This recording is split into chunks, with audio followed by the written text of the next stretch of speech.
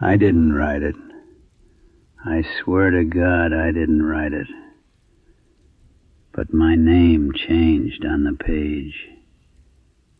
It's my signature, but it says I checked into this shelter on May 29th.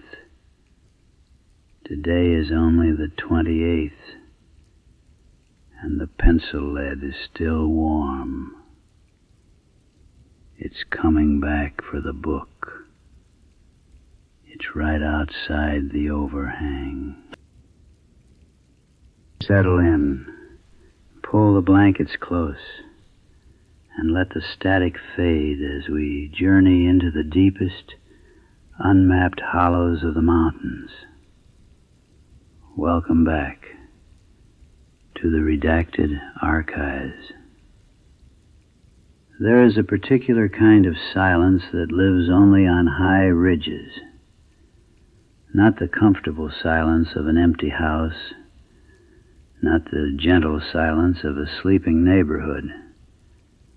This is something older and heavier, something that presses down against your shoulders and sits behind your eyes.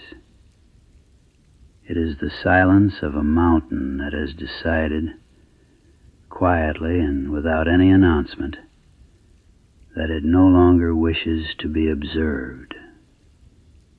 Our hiker, a man named Daniel, a seasoned man, a man who had spent the better part of 20 years walking the long green spine of the Appalachian range, knew that silence well. He had felt it before, in lesser degrees, on lesser days, but he had never felt it like this. Not quite like this. Not with this particular weight to it, this particular texture, like something pressing its full attention against the back of his neck and simply holding it there, patient and unblinking. He had set out from the trailhead at first light on the morning of May 28th, the kind of gray, bruised dawn that smells of iron and wet soil, the kind that makes the inside of your lungs feel heavy and cold with every breath you pull. The forecast had been cautious but not alarming. Some low cloud cover, they said. Possible reduced visibility above 4,000 feet. Typical late spring mountain weather. Nothing that would slow a man of his experience. The fog came up from the valley like something patient and deliberate. Not rolling in the way storm weather rolls, not driven by wind or pressure. It simply rose, the way water fills a vessel, slow and inevitable, filling every low hollow first, then climbing the gullies, then spreading across the ridge line itself, until the ancient hemlocks disappeared to their waists, then their shoulders, then their crowns, until there was nothing left of the forest but gray, a deep, featureless, breathing gray that carried the smell of old bark and cold pine resin, and something else beneath that, something Daniel could not name, something like turned earth in a place where nothing should be turning. He had slowed his pace considerably by mid-morning. The white paint blazes on the trail trees were his only guidance now, each one a small rectangular ghost appearing out of the murk ahead of him and vanishing again behind him as he passed. He counted them the way a man in open water counts his strokes. One blaze, another, another. A quiet, rhythmic counting that kept the mind tethered when the world had lost all its edges. The forest had gone entirely silent by then. No birds.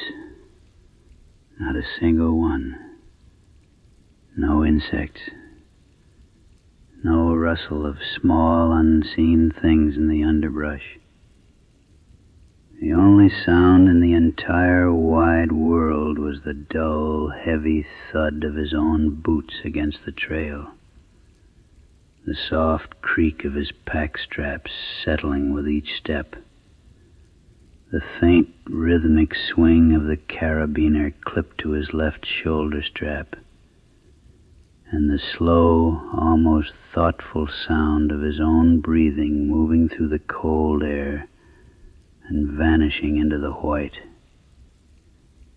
He had read somewhere in a battered field guide he kept on his shelf back home that mountain animals grow still and quiet before certain weather events, before heavy pressure changes, before something moves through their territory that is large enough and patient enough to make them press flat against the ground and wait for it to pass.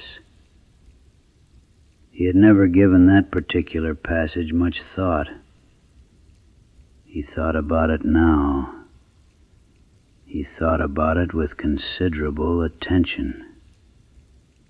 The shelter appeared when he was nearly upon it.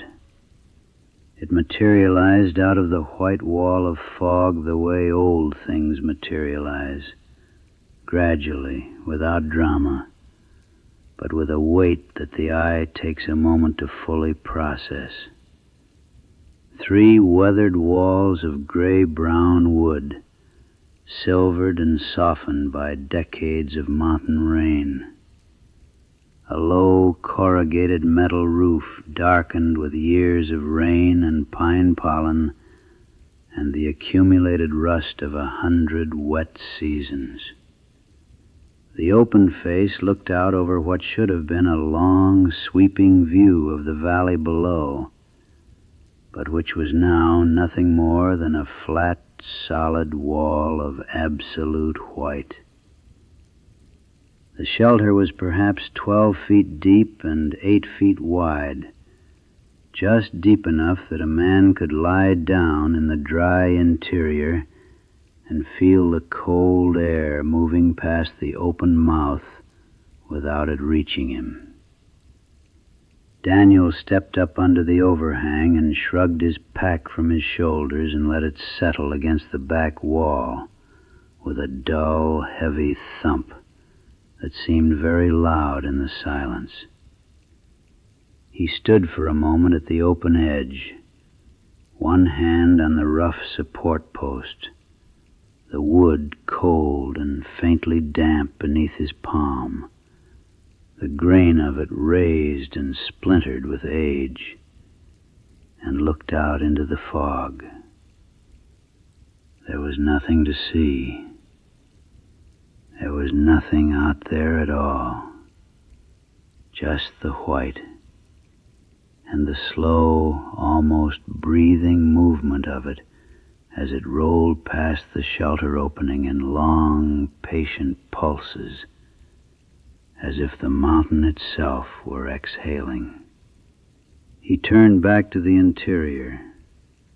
The shelter smelled of old wood and mildew and the ghost of a dozen campfire meals from seasons past. The floor was bare planking, worn smooth in the center by the passage of many boots, and cold enough that Daniel could feel it through the rubber soles of his hiking boots when he shifted his weight.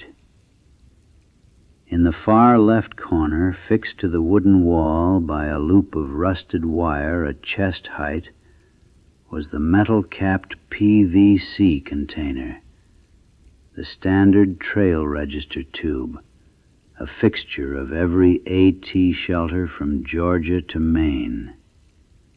White plastic, maybe 12 inches long, the cap secured with a quarter turn to keep the moisture out.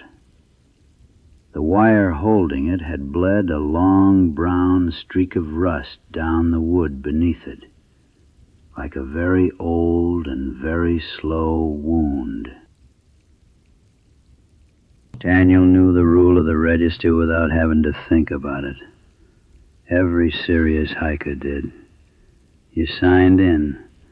You wrote your name, your hometown, your date of entry, and your intended destination. You did it so that if something happened, if you slipped on a wet rock face, if the fog closed down completely and the blazes ran out, if you simply vanished into the unmapped void between one shelter and the next, search and rescue would know where you had last been standing. It was a record of your presence on the mountain, proof that you had passed through this particular point in time and space and left your name behind you, like a stone marker on the trail.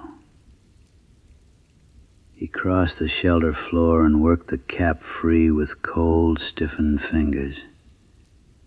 Inside, rolled and somewhat damp at its outer edge, was the registration notebook. A standard composition book, its cover soft with humidity, its pages wavy at the corners from repeated wetting and drying. He shook it gently free of the tube and opened it to the current month's entries, flipping slowly to find today's date, May 28th. He ran his finger down the column of entries, reading names and hometowns in the lazy, comfortable way hikers read logbooks. Not for information exactly, but for the simple, reassuring proof that other human beings had stood in this same spot, breathed this same cold air, felt this same damp wood beneath their fingertips, and moved on safely down the mountain. It was a ritual as old as the trail itself, a small, quiet handshake across time.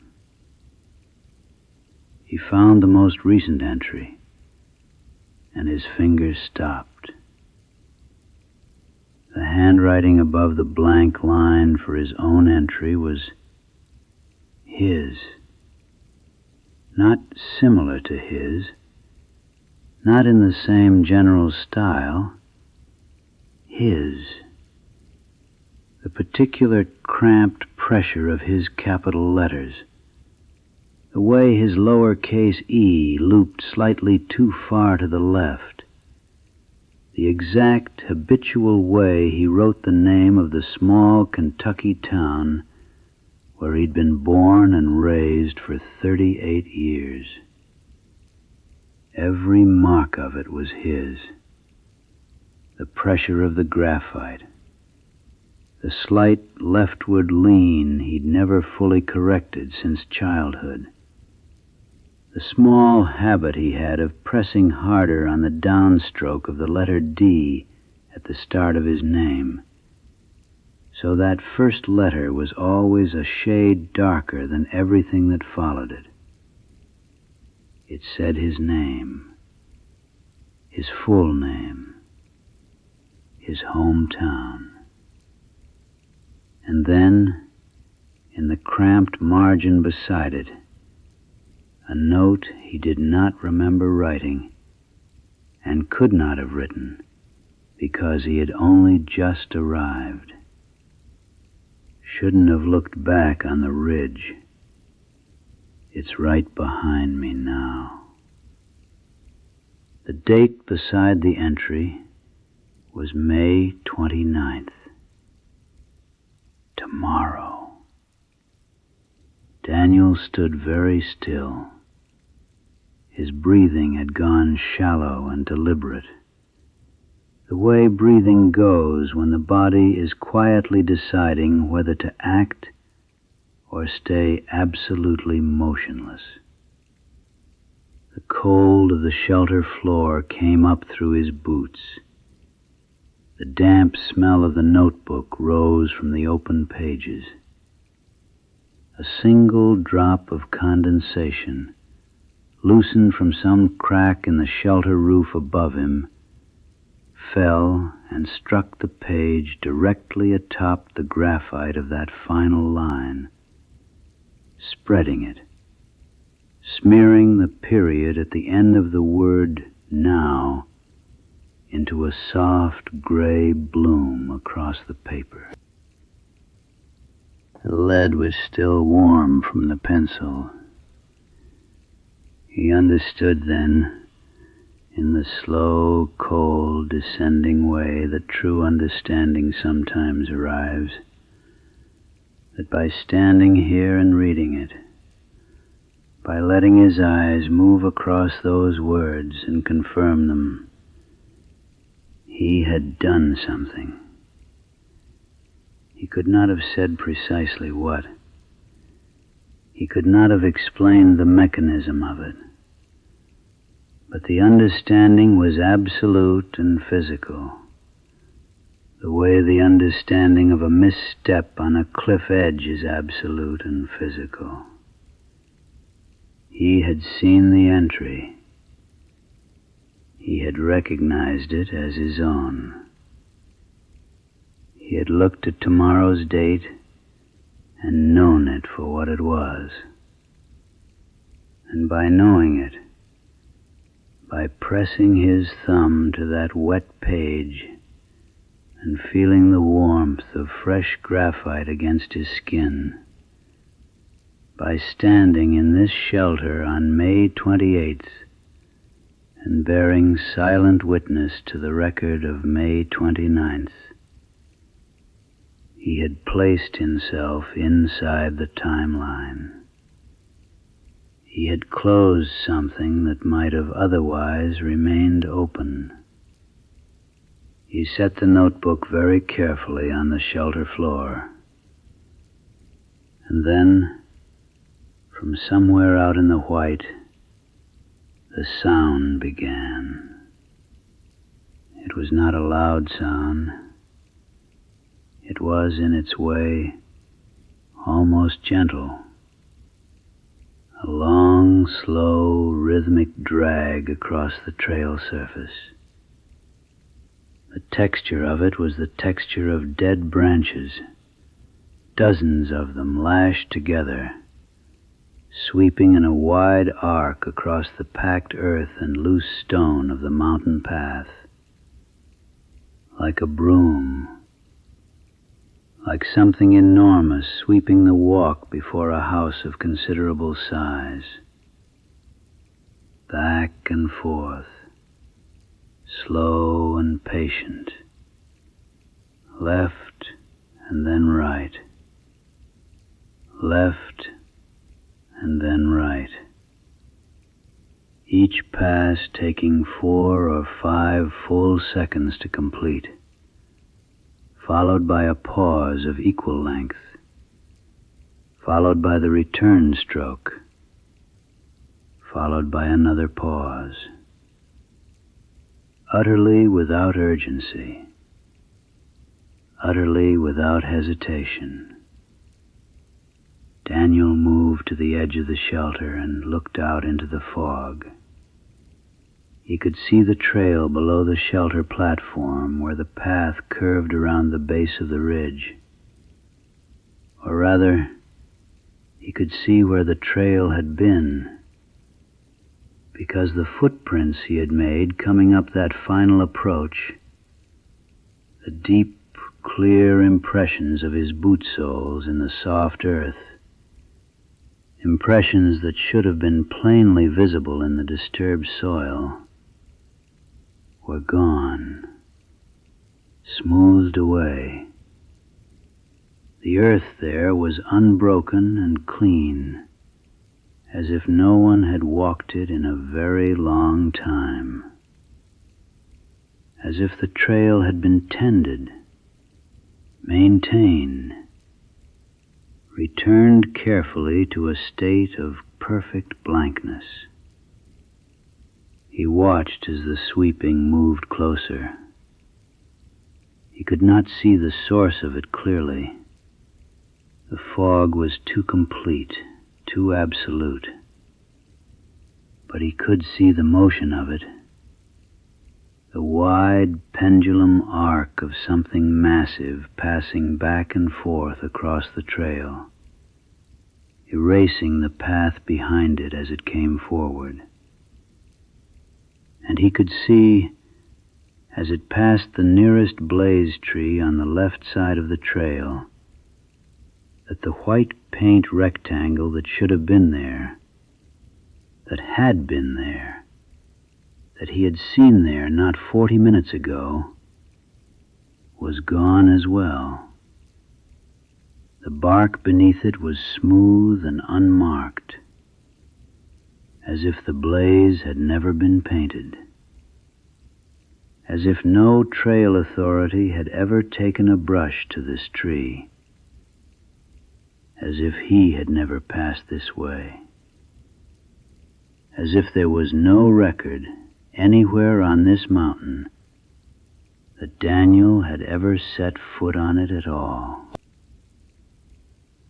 The sweeping sound moved up the trail toward the shelter with the patience of something that has never once been in a hurry and has never once needed to be. It did not rush. It did not accelerate.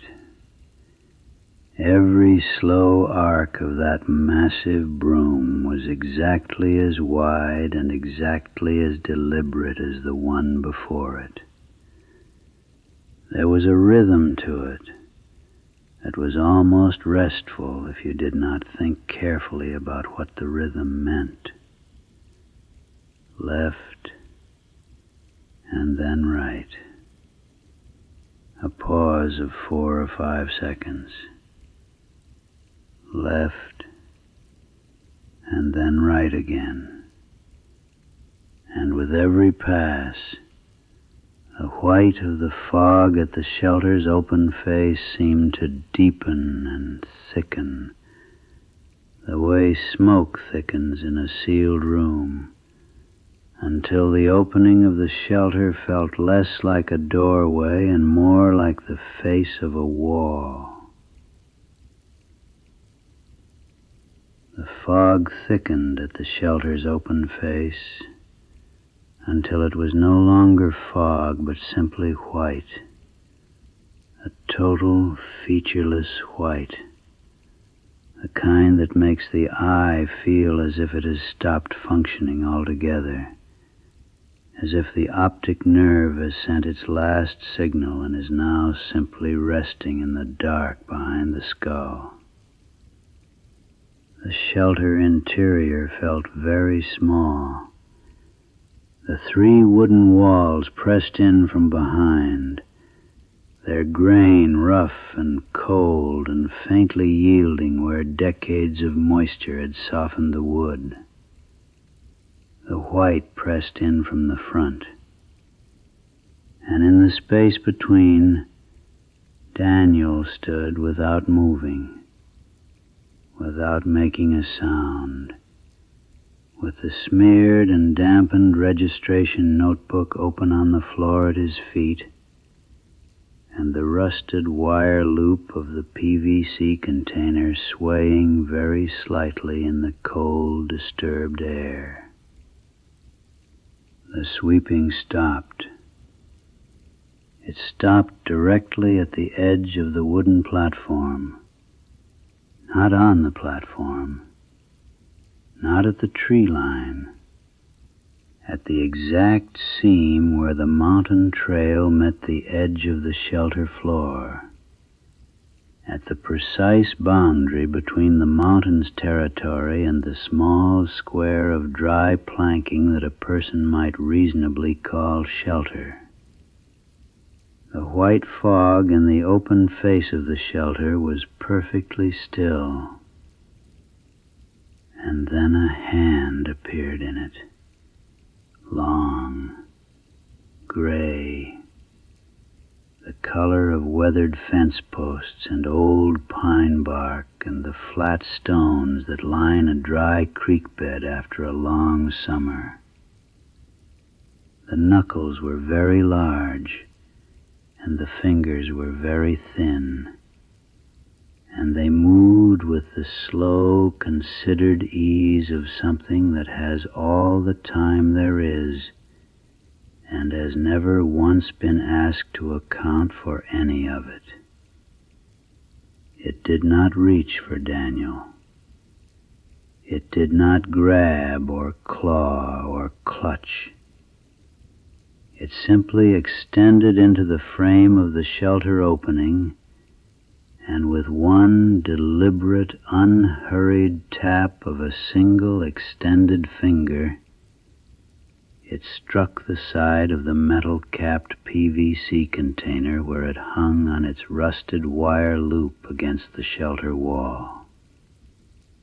The container swayed. The rusted wire sang one thin, quiet note. The hand withdrew back into the white and was gone. The fog held the shelter completely on all sides now, above, below, in every direction that was not made of wood and old rust and cold planking underfoot. Outside there was no trail. There were no blazes on the trees. There were no footprints in the soft earth of the mountain path. There was no record in the logbook or on the land itself that anyone had come this way today.